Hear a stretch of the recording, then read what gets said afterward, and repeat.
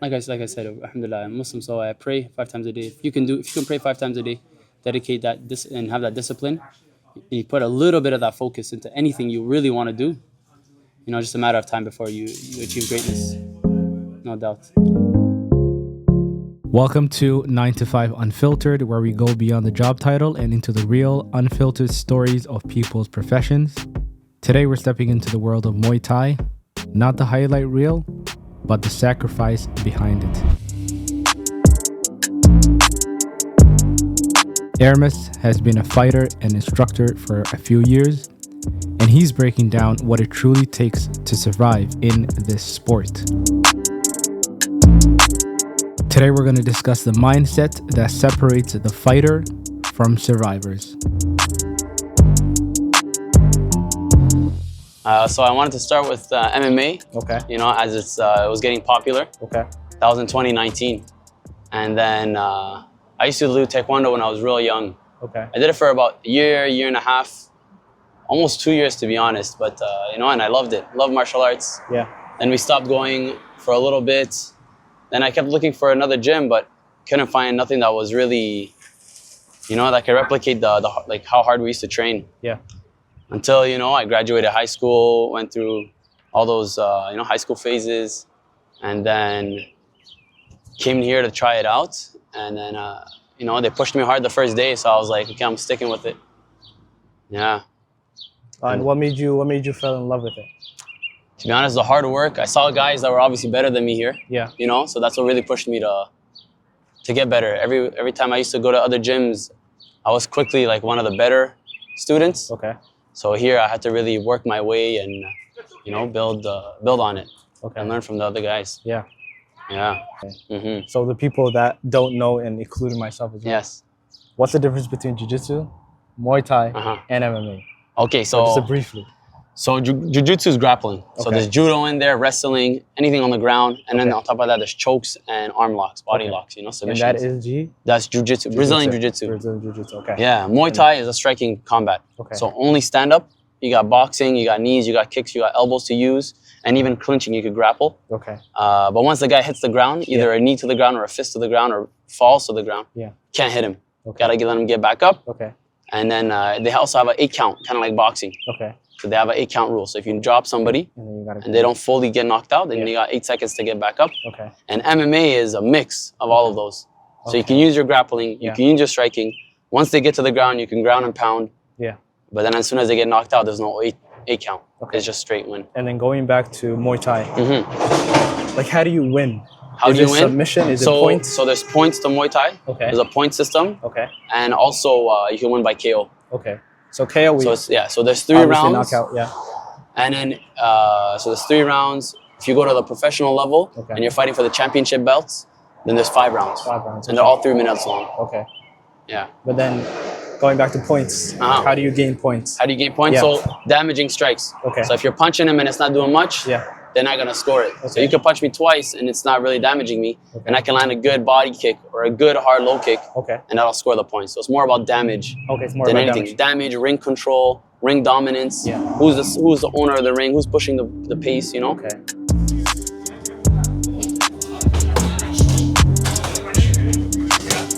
We're beginners. Don't be shy. Focus just on the hook, cross, left kick. Let's perfect the basics. So I went to Thailand for the 2nd time this year. Okay. And I went for a week longer, so I went for about 7 weeks. Before you got into why Thailand? Why Thailand? Thailand is like the mecca of Muay Thai. Okay. So it's from there. It's the birthplace of Muay Thai. Okay. Everybody knows Muay Thai. Everybody does Muay Thai. Yeah. The locals know it. Okay. So it's not like here where like you could tell somebody, oh, I do Muay Thai, and they're like, what's that? Here is more known as like karate, taekwondo. Yeah. Those are more known sports. But that's more Muay Thai is in the whole culture. It's in the culture. It's not even it's in the culture. Okay. Mm-hmm. And then you went there. Went there, trained. Okay. 6 months. 7 weeks. 7 weeks. Okay. And it was great, man. It was awesome. Okay. Just had to focus on my Muay Thai. Train twice a day. Rested. What do you specifically train for? What was the day-to-day schedule? Yeah. So wake up about 5, 6 a.m. Okay. Get on my morning run, about 9 to 10K. depending on the day how we feel, you know, maybe a little less, maybe 5K Okay. on some days. Okay. But every morning run from 6:30 a.m. to about 7:30 Okay. a.m. And then session starts 7:30 to 9:30. So a 2-hour session. We get pad rounds, bag rounds, clinch rounds, sparring rounds, and obviously the shadow boxing and all that warming up. And then weights at the end as well. Is the training all physical? Is there like any mental training that you also have to do? You know, to be honest, I do a lot of the mental training myself. Good. You know, I focus on my my mental focus really a lot by, you know, alhamdulillah, Muslim, so I pray a lot. Great. And I'm able to just work as hard as I can and let God do the rest for me. Exactly. You know, Exactly. just get in there and perform the best that I can. Okay. You know, win or lose. Yeah. So that's very important. Discipline, right? When you're 100% discipline. When you're in Muay Thai, and they actually encourage, you know, discipline and men to have discipline whenever you're fighting. And exactly. Even before the fight, training, sparring, 100%. all that stuff. Discipline, diet, Yeah. training schedules, not going out. You know, sticking to a good sleep schedule, sticking to a good diet schedule. Yeah, sleep. How's your sleep schedule? Sleep schedule is good. You know, it's a little harder out here in Canada because obviously everybody's working a full-time job most times. You know, but it's good. You know, it's honestly I can't replace it because I'm here at the gym all day, every day, and I'm fortunate to have this opportunity. What level are you on right now in Muay Thai? Are you amateur, professional? So there's no pro Muay Thai in Canada, unfortunately. Like it's illegal. So I'm at the highest level of amateur right now, which is they call it open class, and depending on the organization, or A class. But I fought twice so far in Thailand pro, and I fought at the IFMA World Games twice, and that's at the pro level as well. There's a lot of pros that do it, and you know, it's technically amateur, but all the pros do it. Why did you say it's illegal? What's illegal? Honest is the sanctioning body. There's no sanctioning body in Canada that can host pro Muay Thai events. But then there are other parts in the world that do host. That do have it, yes. Like New York has it, you know, and the States has it. Some states in the States have it. Thailand has it, of course. A lot of places in Europe have it. Are you planning on traveling? Yes, no doubt. I'm trying to build my connections right now through other coaches that have been in the game a little longer than me. Staying in contact and building my my social bubble in the Muay Thai community here in Canada. So then I can tap into their connections as well that are in the States, in the Europe, in Thailand. Nice. And then we're right in front of the gym right here. Do you want to go inside and just show us around? To the gym? All right. So first thing is, you gotta take off your shoes. The slide. Take off our shoes. It's so, you know, we keep the dirt as best as we can, the outside dirt outside, you know, and come in with our feet and clean and, you know, keep the gym as tidy as possible. All right, you guys can follow me. So on this side, we have the Jiu-Jitsu room, where we have Professor Primrose teaching right now. And then on this side, we have the Muay Thai room, where I'm going to be running the class, and then we'll be joining in the sparring.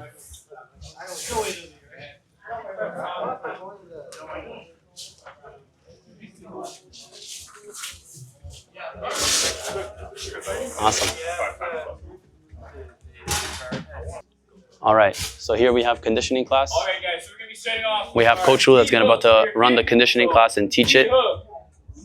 Pretty much going over the basics of Muay Thai with our partners, learning how to hit the targets, build balance, build strength. Cross to the body. Bang. So we're level changing, okay? So strong stance. So here is our mixed class as well. It's our conditioning class. Check. Land. This class runs every day from 6:15 to 7 on the weekdays and 11 a.m. on the Saturdays. Cross. Hook. Cross to the body.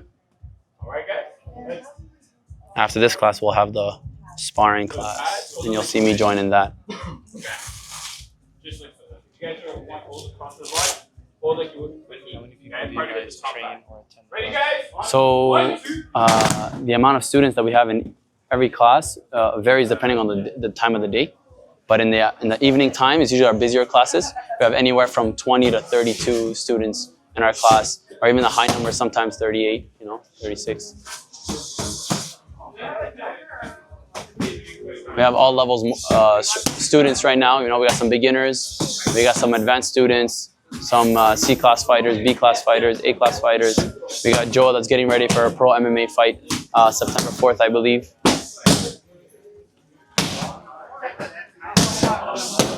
Here we have one of our students, John. He got his first fight about a month and a half ago, 2 months ago. So he's still working and trying to build on that.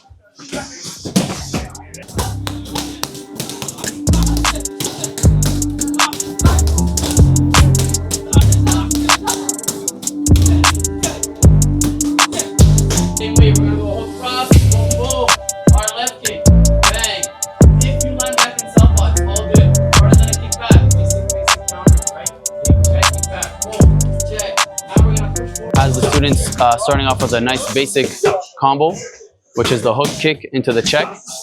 And then a lot of people struggle with level changing with their boxing. So a lot of them are finishing by going with a cross hook, cross of the body. You'll see a little bit of the advanced students doing a little bit of freestyle, you know, pad work in between the actual combo that Coach Lou demonstrated. So yeah.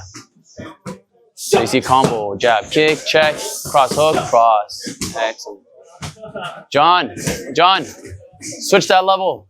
Last cross of the body. Oh, for you? Okay, sounds good. So yeah, so the students always, you know, try to help each other out if they have any injuries, just like that. I guess Mustafa has an injury to the body, so he's not hitting him any harder to the body. He's just throwing the 3 punches to the head instead of the level change.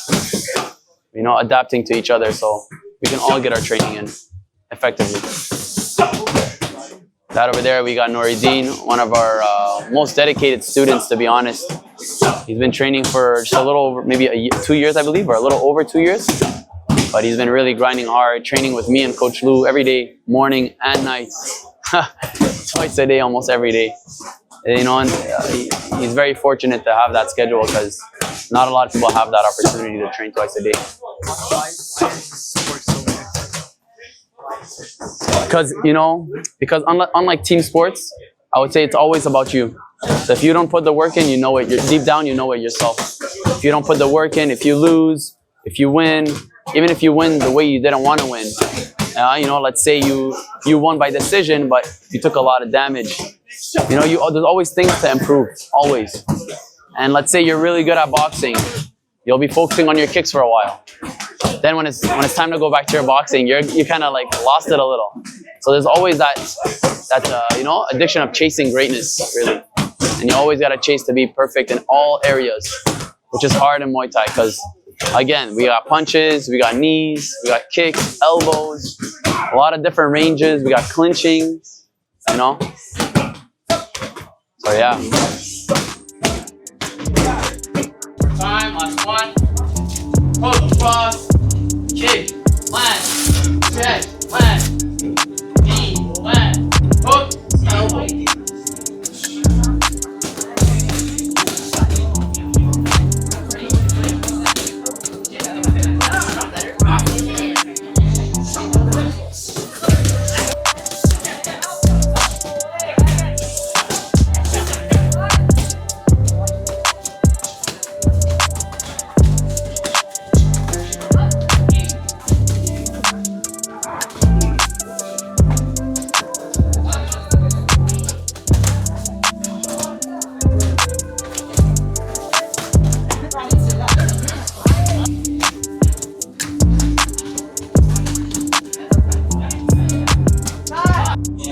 Awesome. So we just wrapped up sparring. Great rounds. We did an hour full of rounds, 3 minutes on, 1 minute off. You know, mixed level sparring. We got all students from every different level, different sizes, sparring with each other, learning how to control the pace, learning how to control their own body size, you know, because learning how to spar somebody bigger or smaller is hard.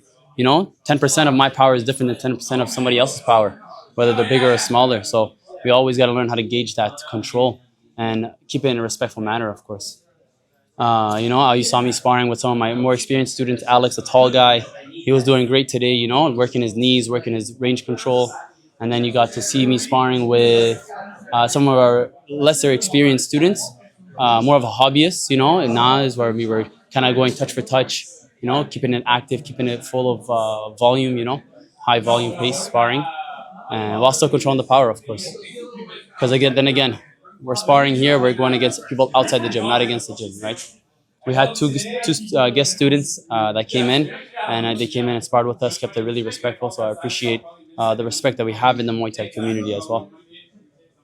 That belong to me and a couple of other students. There's a couple more belts that aren't on the wall, but they'll get up soon. Some of the belts that we won through the past 3 years now. Starting with me winning the first belt in the team, which was the provincial belt, the Muay Thai Ontario belt, and at my weight division. And then after that, which one is up next? And then won the TBA belt. Actually, I won the TBA belt first. TBA is a tournament that happens in Iowa, America. So went out there, competed my first tournament, like I was saying, after my little injury. Yeah. And won 3 fights. Won first one pretty unanimously. Took my first 8 count ever. So I got dropped in that first round. Okay. And then kept fighting, kept it strong, and took the match. Fight my second fight. I was a little slow because of the knockout previously. Yeah. But I ended up winning with the clutch buzzer beater knockout. I got a hectic knockout. Then third round was pretty cool, calm. Finals match, so I knew I didn't have nothing to lose. Put it all out there. Yeah. Coming back from that, took this won the provincial belt, and then after that defended the provincial belt. That's Ontario. That's Ontario, yeah. So I defended the belt 3 times so far at my weight division, and then I won the national belt against a guy from Montreal here in the city in Ottawa, hometown, and then went out to Thailand, won and stuff. Won some belts out there as well, but didn't bring it over, unfortunately. But it's all good. Okay. It's gonna be there for you. Yeah. No doubt. Yeah. And then we got a Waco national belt that belongs to one of our students, Jacob. Yeah. And then another student of ours won it as well, but he didn't bring it up. He's just keeping it at home for his family, so it's all good. And then we have another belt of mine that I won in Montreal. And then we have Maurice that won the Empire Fight League belt, and then 2 Canadian Muay Thai Open belts as well. That's one of the up and coming tournaments out here in Canada for sure. Probably one of the biggest now. Canadian Muay Thai Open. So we're all gonna compete in that too as well. Nice. Yeah, that's gonna happen in August. Talk about the fight that's coming up for you. In 2 weeks. I have a fight coming up in 2 weeks at the Ottawa Fight Festival. It's gonna be at the Rito Curling Club, and just getting ready, grinding it out. Next week is what we call Hell Week, so it's like a hard push week. We're gonna push hard, try to peak our physicality and mental strength in that week, and then taper down the following week. Then it's game time. Yeah. Do you know who you're fighting? Fighting a guy from Arizona, America. Okay. Honestly, I didn't bother asking for his name, just because I want to just focus on my game plan and not have to study and adapt to his. Really trying to go in there and just implement my game plan and go with the flow, right? Adapt in the moment. Yeah. That's what we have to do at these higher level fights, is learn how to adapt in the moment. So if my game plan is not working, I still have other aspects of my game that are strong. So I should, and gonna be able to adapt that in the fight. From here, either land down quick or you kick. Still like southpaw right over here. Okay, from here, partner's gonna go kick. We're gonna check, land, cross, hook to the body. Time, hook cross, switch kick, check, land forward, cross, hook body. In general, our parents put us in martial arts real young. Yeah. We were real young. I want to say like around 6 years old. They put us in for a little bit, like about 3 months maybe. Okay. And then we stopped, but I loved it. Okay. I always had that fight in me. Yeah. And then we went back again when I was about grade 6. Okay. So 11, 12. Yeah. Did that for 2 years, like I said. Okay. And then stopped again. Then after high school, I was like, I gotta go back. Gotta do something, I always loved it. Always loved it. It's the only thing I actually really love to do was martial arts. So I was like, let me try this gym out. Like I said, I came here, tried the first day, saw people were actually good and actually knew how to fight, not just like points fighting and karate, taekwondo style, but like real fighting, boxing, kicking, grabbing people, Yeah. So I was like, this is the place. Stay active, stay ready, and thank you guys all for coming out. Ready, go! Awesome, forward.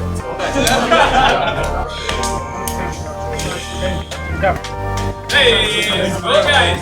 Sparring session next.